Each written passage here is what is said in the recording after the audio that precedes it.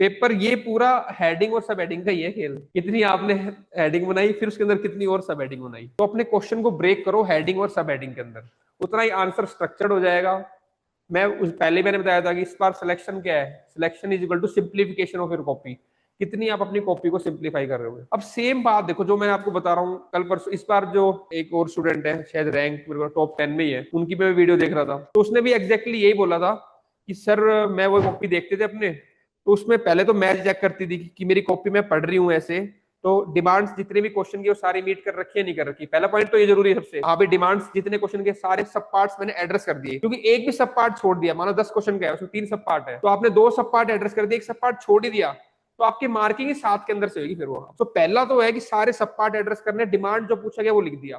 Content जरूरी है लेकिन उतना ही जरूरी आपकी प्रेजेंटेशन है, कि जो आपने कॉपी में लिखा है आपने क्या उतना क्लियरली लिखा है उस चीज को जो समझ में आ जाए उसको, इसको ध्यान रखो थोड़ा, तब वो हम एग्जामिनर रुकेगा नहीं उसका पेन।